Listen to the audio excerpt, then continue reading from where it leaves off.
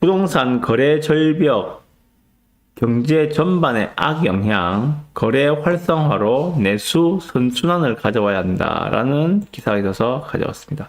이 기사 내용이 참 좋더라고요. 좀 꼼꼼하게 보고 제 의견도 좀 말씀드려 보겠습니다. 자, 고금리 상황이 길어지고 PF 사태로 돈줄이 마르면서 부동산 시장 침체가 가속화하고 있다.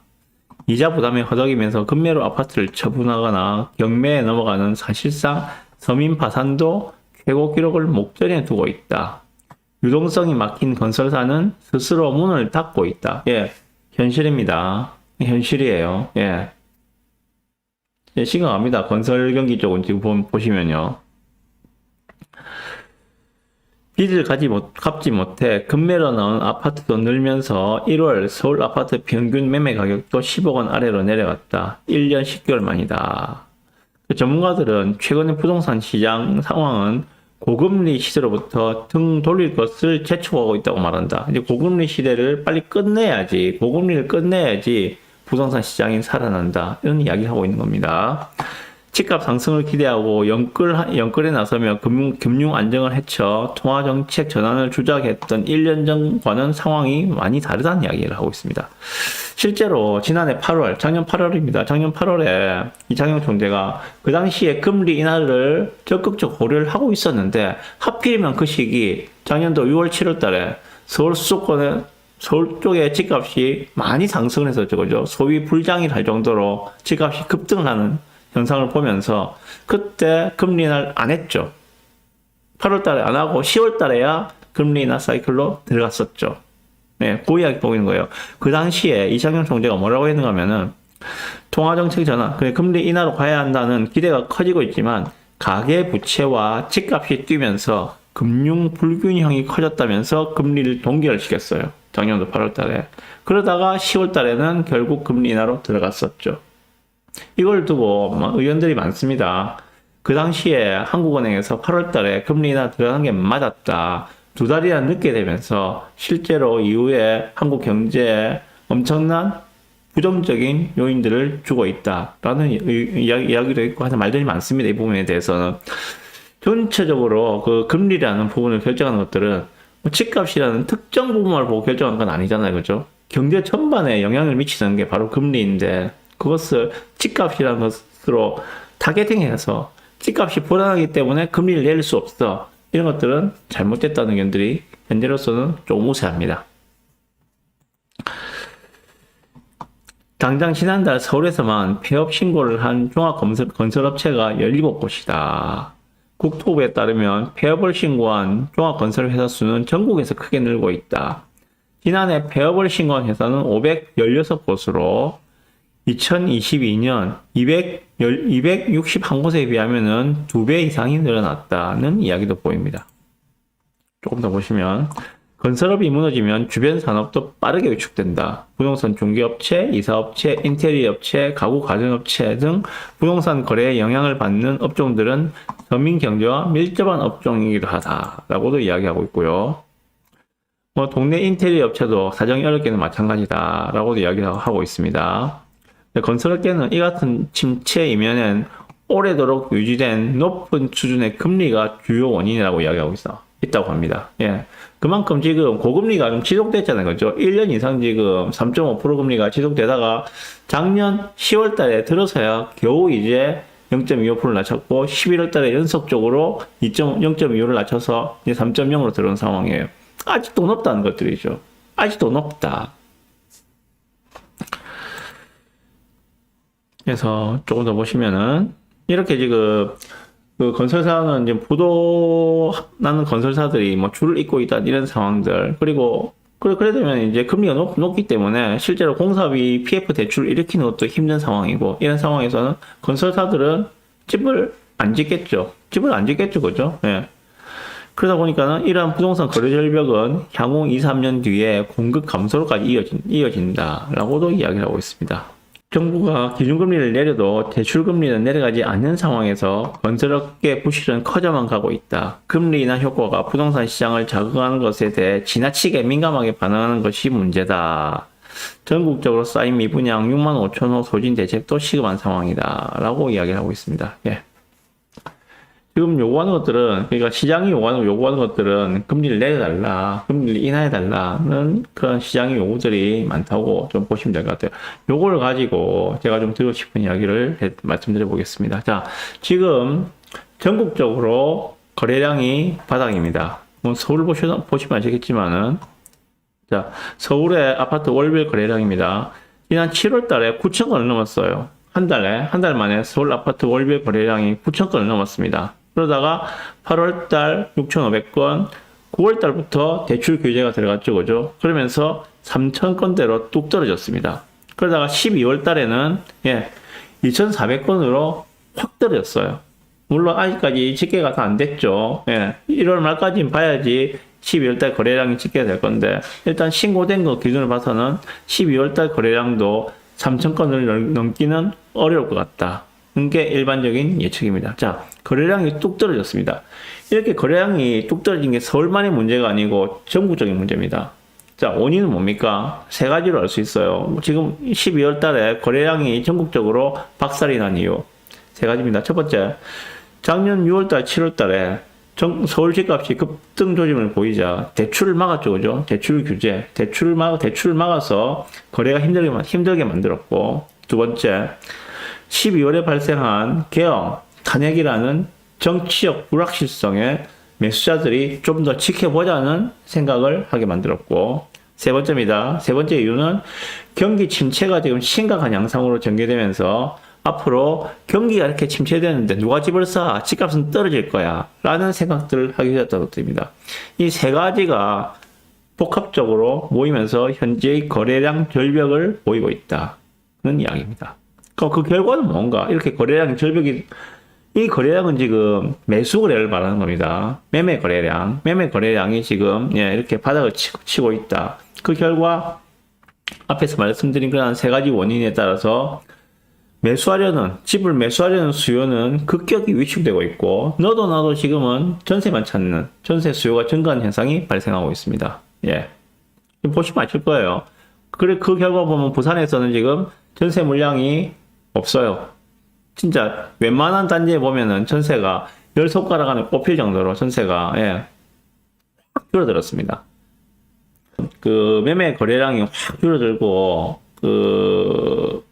부동산 경기가 위축되고 매매 거래량이 확 줄어들게 되면은 건설사는 어떻게 생각을 할까요? 부동산 경기가 위축되고 미분양이 이렇게 넘쳐나면은 건설사는 당연히 신축을 하지 않겠죠, 그죠?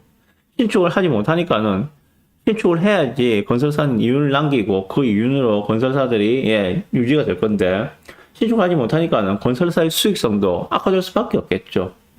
그 결과가 바로 그러면은 3, 4년 뒤에 신축 입주 물량은 극히 적어지는 현상으로 발생하게 되겠죠. 자, 그러면은 지금부터 3, 4년 뒤에도 앞으로 25년, 26년, 27년 연속적으로 입주 물량이 부산 같은 경우에는 만세대 초반이라고 말씀드렸어요. 그런데 이렇게 3, 4년 뒤에도 3, 4년간 계속 입주 물량이 부족하다면 어떤 일이 벌어질까? 신축이 적으니까 전세 공급도 적어지겠죠. 신축이 들어와야지 전세가 나올 건데 신축이 안 들어온다면은 전세가 공급이 나올 구멍이 없는 거예요. 한마디로. 그런데 수요들은 지금 매매가 아니라 전세로만 몰려가고 있습니다. 당연히 무엇을 가리키고 있는가? 전세 공급은 줄어들고 있는데 전세 수요는 늘어나고 있다. 전세 가격의 상승을 가리키고 있습니다. 자, 그러면 이런 상황 예측해 볼 수 있겠죠. 예로 5억짜리 아파트가 있어요. 5억짜리 아파트가 있는데 이 전세가가 23년에는 2년 전에는 3억이었습니다. 그런데 올해 보니까는 이게 4억이 되었네. 4억이 되었어요. 그런데 그나마도 전세가 없어서 정말 저층이라든지 컨디션이 좋지 않은 그런 집을 4억의 전세를 살아야 한다면은 매매가는 5억인데 그럼 어떤 생각을 할까요? 전세를 찾던 사람들이 그러면 차라리 1억 더 보태서 그냥 내가 집을 사는 게 낫지 않을까? 이렇게 전세로 몰려든 수요 중에 일부는 매수로 넘어오게 된다는 것들입니다. 그래서 이러한 공급 부족은 매매가 상승의 필요 조건이다 라고 말씀을 드리고 싶습니다. 공급 부족 이꼬르 매매가 상승이 아니라 공급 부족은 매매가 상승의 필요 조건이다. 우리 필요 조건, 충분 조건 들어보셨죠, 그죠? 예. 그 중에 필수 불가결한 조건, 매매가 상승의 필수 불가결한 조건이 바로 공급 부족이다. 라고 먼저 말씀을 드리고 싶습니다. 그러면 공급이 부족하면은 앞에서 말씀드렸다시피 전세가는 올라갈 수밖에 없어요. 전세가는 올라갈 수밖에 없고, 특정 전세가율 이상이 된다면은, 예. 예를 들어서 앞에서 말씀드린 것처럼, 뭐, 매매가 5억짜리 집에 전세가가 4억, 뭐, 4억 5천 이래 된다면은, 매매로 넘어가려는 수요들이 발생할 수밖에 없을 것이다. 그렇게 매매로 수요가 넘어오게 되면은, 예, 결국은 매매가가 올라가는 것이다. 이렇게 이해를 하시는 게 맞지 않겠는가라고 생각합니다. 그래서 공급 부족 이꼬르, 뭐, 매매가 바로 상승, 이렇게 보시면 안 되고, 공급 부족에서 전세가 상승이 나타나고, 그 결과로서 매매가 상승이 나타난다. 좀 이렇게 이해를 하시면 될 것 같습니다. 그 어떤 분들은 보면은 뭐 부산에 공급 물량이 부족하지 않다. 그건 말도 아닌 소리고요. 공급이 부족하다고 해서 바로 가격이 오르는가? 그건 아니고요. 전세가가 오르고 난 뒤에 일정한 시차를 두고 매매가가 오른다. 이렇게 보시면 될 것 같습니다. 자, 그러면은 25년 지금부터 시작해서 26, 27, 28 가면 갈수록 전세가 상승은 더 가팔라질 거예요. 왜? 공급 물량이 3년 연속으로 부족하기 때문에. 예. 그렇다면 그 결과들이 가리키고 있는 것은 무엇인가? 예, 저는 매매가 상승으로 이어질 수밖에 없다고 생각을 하고 있습니다. 그래서 결국 거래량이 늘어난다는 이야기는 전세 수요가 매매 수요로 전환된다는 이야기와 똑같은 걸로 보시면 될 것 같아요. 자, 총 수요는 정해져 있습니다. 총 수요는 정해져 있어요. 그죠? 예. 그런데 이 총 수요가 어떤 시기에는 매매를 선택하고 어떤 시기에는 전세를 선택하고 있어요. 지금 같은 시기에는 예, 너무나도 좀 전세를 선택하고 있습니다. 이 전세를 선택하고 있는 수요가 언제 매매로 넘어올 것인가? 이 시점이 바로 매매가가 상승하는 시점이다. 이렇게 생각하시면 될 거라고 봅니다. 그럼 그 시기가 언제인가? 네가 말해봐 라고 말씀하신다면 그래 멀진 않았습니다. 예. 전세가가 예. 우리가 일반적으로 알고 있는 웬만한 단지들의 전세가가 지금 예를 들어서 뭐 우리 사직상용 같은 경우에 대단지죠. 뭐 거의 3,000세대 가까이 되는 대단지인데 전세가 몇 개 안 되거든요. 아마 5개가 있을 거예요. 보여드릴까요? 실거주 하시는 분들이 되게 선호하는 단지예요. 사직상용 같은 경우에는 예. 사직상용 지금 단지 정보를 보시면은 2,900세대입니다. 그죠? 사직상용예가 2,900세대입니다. 2,900세대인데 보시면은 전세가 총 5개예요. 아니 2,900세대 거의 3,000세대 중에서 전세가 달랑 5개 있습니다. 전세가는 지금 3억 초반이에요. 나와 있는 전세가는 8사 기준입니다. 3억 초반. 매매가는 4억 초중반까지 나와 있습니다. 이 전세가가 예를 들어서 뭐 3억 후반까지 간다면은 매매가 차이가 몇 천만 원밖에 안 나잖아요. 그런 상황에서 사람들이 없는 전세를 찾아서 더 전세를 찾을 것인가? 아니면 매매로 넘어갈 것인가? 이 부분만 생각하시면 저는 이후에 예측이 가능하지 않을까라고 생각을 해봅니다. 네, 그래서 전세를 올리는 수요가 지금 당장에 있어서 매수로 좀 넘어오기 위해서 필요한 조건들은 좀 대출 규제가 풀려야 된다. 그리고 대출 금리도 내려와야 된다. 그리고 정치적 불확실성이 제거가 돼야 된다. 이 세 개가 좀 우선되면은, 예, 우리 전세를 올리는 수요들이 좀 매수로 넘어올 수 있지 않을까라는 생각이 들고요.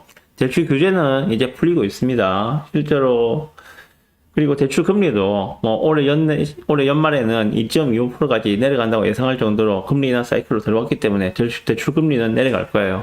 그리고 현재의 정치적 불확실성은 상반기 안에는 어떤 식으로든 종결이 나지 않겠는가라고 생각합니다. 자, 모든 것들이 가리키고 있는 것은 무엇인가 한번 생각해 보셨으면 좋겠습니다. 추천드리는 것은 올 봄에 벚꽃놀이 가시기 전에 내 집 마련이나 갈아타기를 완료하시고 벚꽃놀이 가셔라 라고 추천드려 봅니다. 네.